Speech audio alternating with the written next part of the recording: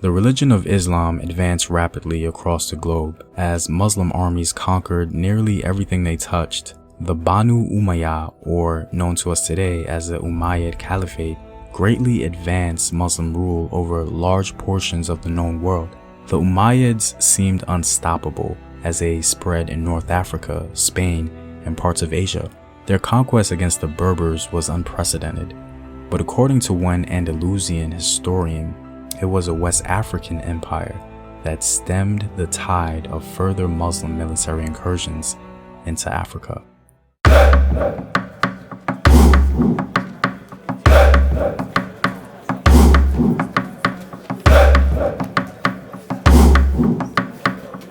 What up, African World? Home Team here, and welcome back to another video of African history, culture, and worldview. By supporting this channel on Patreon, you're helping in the creation of these videos and supporting this content. If you'd like access to full courses and sources, or you simply want to show your support, you may do so by clicking the Patreon link in the description box below. The Umayyad Empire was really big. Their conquest into North Africa and their conversion of the Berbers along the desert was a really big moment in African history. Any African empire in its view would have certainly been in fear of invasion. The Empire of Godo is one of the most underappreciated empires in West African history because we don't fully grasp its significance, and the information we have about it is mostly oral.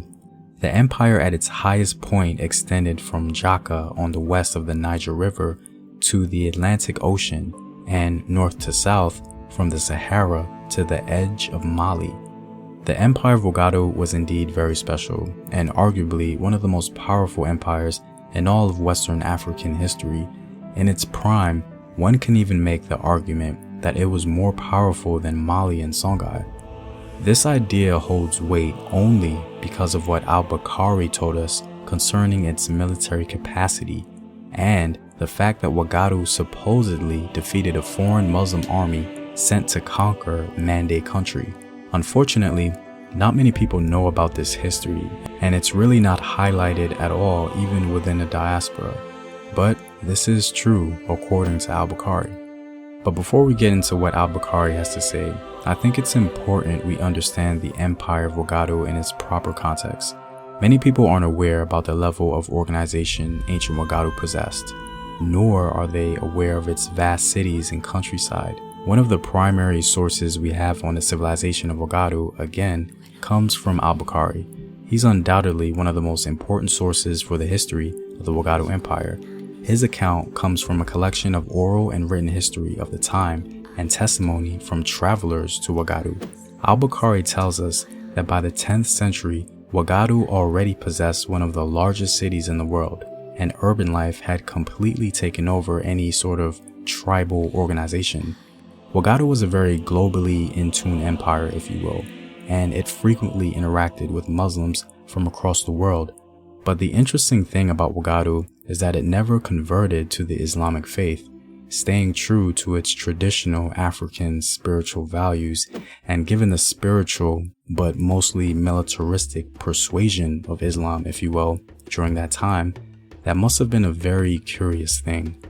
To the north and to the east, Godo was essentially surrounded by Muslims, but Islam never fully penetrated into its governmental structure as mentioned before. What's impressive about the rulers of Godo is that they seemed to make sure that their Muslim guests felt welcomed. According to al-Bukhari, the place where the king dwelled was protected by a stone wall and was the grandest structure in the city, surrounded by other domed buildings. There was also one mosque for visiting Muslim officials, and in another part of the city contained many other mosques for Muslim merchants and traders. The friendship that the Africans of Godo gifted Islam was largely economic, as Muslim traders frequented the region. The capital was Kumbisela, and it was said to consist of two main cities, or twin cities, with continuous habitations between them. That must have been a grand sight to see. Going off of what al-Bukhari tells us, Godo was a vast empire, on par with any other in the rest of the world, and on top of that, the military might of Godo was impressive. Al-Bukhari tells us that the ruler could put 200,000 men into the battlefield, with more than 40,000 of them being archers. Now, to be honest, This was probably an exaggeration, but it still gives us an idea about what kind of power was at the disposal of Wagadu rulers. Now, with this knowledge, al-Bukhari seems to reinforce this information by suggesting that an Umayyad invasion was defeated by Wagadu. This is what al-Bukhari has to say. In the country of Ghana live people called the Hunayin, who are descendants of the troops whom the Banu Umayyad sent to Ghana during the first epoch of Islam. They now follow the religion of the people of Ghana, but they do not take wives among the Sudan, nor do they give their daughters in marriage to them. They are white of complexion with handsome countenances. At Sila also there is a group of these people called Al-Faman. In my view, we can conclude two things from this account. The first thing we may be able to conclude is that because al-Bukhari wasn't exactly clear as to the purpose of the Umayyads in Wagadu, this might suggest that there was a mercenary army sent to the Sudan upon the request of the Seneca ruler at the time, and after the job was done, those soldiers stayed in Wagadu, creating generations of Umayyad descendants. The second thing we may be able to conclude is, in my opinion, more likely, that the Umayyads were trying to extend their rule into the Sudan, and the army sent to conquer Wagadu was demolished. Sheikh Ante Diop takes this position and adds that the defeated Umayyad soldiers surrendered and were allowed to live and pay tribute to the Wagadu state, and hence they've been living there ever since. Now, al-Bukhari mentions something that I thought was very interesting. It would seem as though that over time, the descendants of the Umayyad troops later renounced Islam and adopted an indigenous African religion.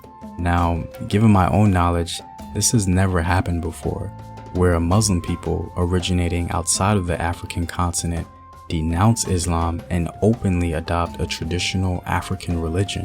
The implications of this is very striking, to say the least.